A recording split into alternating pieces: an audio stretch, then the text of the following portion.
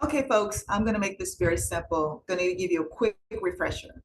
There are three different parts of the federal government. You have the executive branch, you have the legislative branch, and you have the judicial branch. Executive branch, president. Legislative branch, you have the Senate and you have the House of Representatives. Judicial branch, you have federal judges and you have the Supreme Court. We literally have seen over the past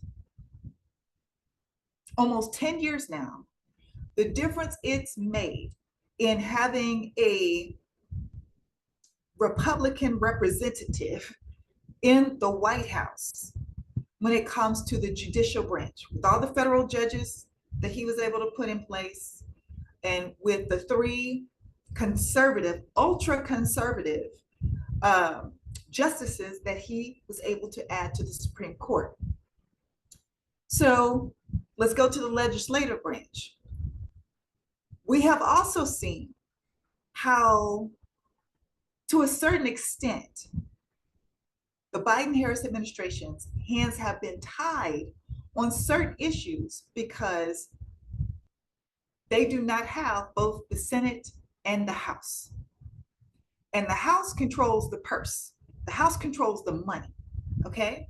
So when we're having conversations about what the Biden-Harris administration didn't do, or what has Kamala Harris done as VP for the 3.5+ years that she's been VP, there are two things you need to remember. If the presidency does not have the Senate and the House, majority in the Senate and the House, then they are going to be limited. Their hands are going to be tied on certain things. Let's take, for example, the George Floyd Policing Act. Do you know why that was blocked? Do you know why that was stopped? That was blocked by Tim Scott in the Senate, even though he co-authored the bill with Kamala Harris when she was a senator at that time. Do you know what happened to the John Lewis Voting Rights Act? It's been stopped. They won't even take it to the floor for discussion in the Senate. So when you have these narrow margins in the Senate, which Democrats do right now, and you have a majority Republican House, there's only so much you can do. So I'm saying all this to say, even though we will have the White House, we will get Kamala Harris into the White House, we also must make sure that she has the House of Representatives and that we maintain the Senate. Or else all these things that she's proposing economically, again, remember the House controls the purse. So that $25,000 benefit for first-time homebuyers, there could be some issues and problems there. There could be a holdup there if we don't take back the House. Controls on price gouging.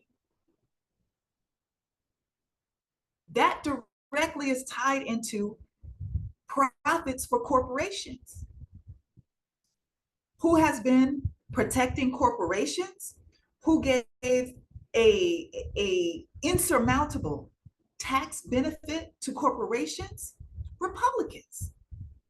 So when you're looking at, and when you're having these conversations about what she's done in the past 3 years, or what their administration has done in the past 3 years, because the VP's agenda is the president's agenda.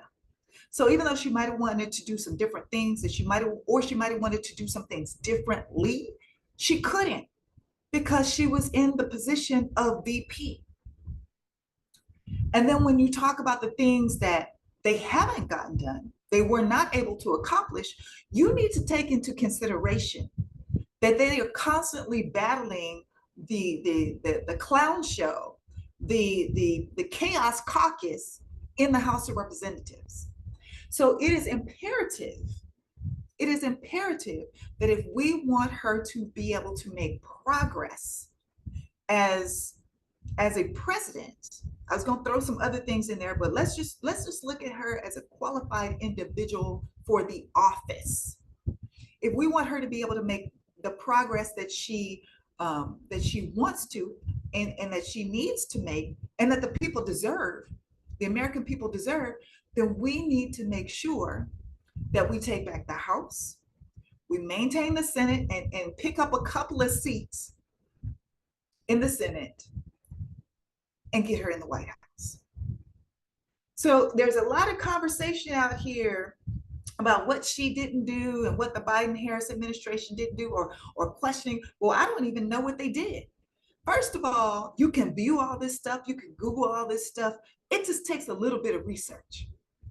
And if it helps any of you out in regards to her proposed economic plan, it's on my page. You see my IG handle right there, right here below. Go to my page. But I want you to ask yourself, before you fix your mouth to say, she hasn't posted it, she hasn't talked about it. She has, so that's a lie.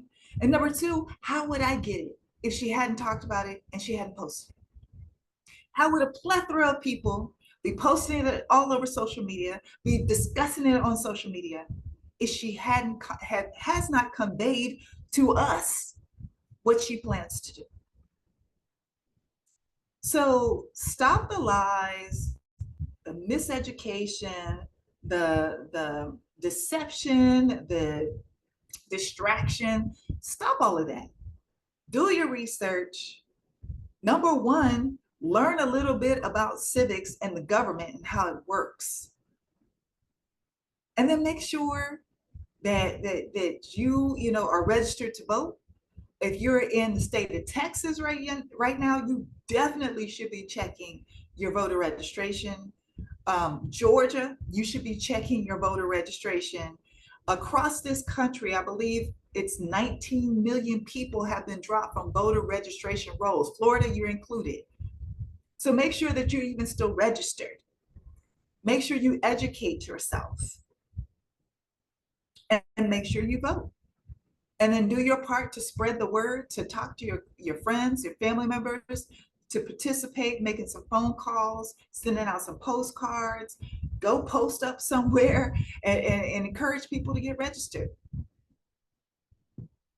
But this nonsense about Biden-Harris didn't do anything. I gave you a whole video, an entire video about what they did in regards to the continuation, the American Rescue Plan that helped us recover from COVID. You got an entire video you can watch. And y'all still around here talking about one stimulus check. And another thing I want to say on this, the last thing I want to say on this is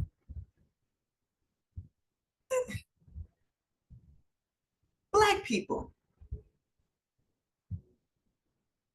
You have been so conditioned, some of us have been so conditioned to just accepting and receiving crumbs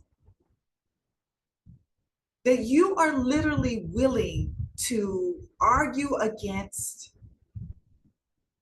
deceive, convolute, and muddy the waters in regards to a candidate that's actually trying to give you more. And I need you to recognize the game that white supremacy has run on you for generations. It's time to wake up. You deserve more than crumbs. Even if you don't love yourself to believe that to be true right now in this moment, I'm telling you, you deserve more than crumbs. So stop settling for it.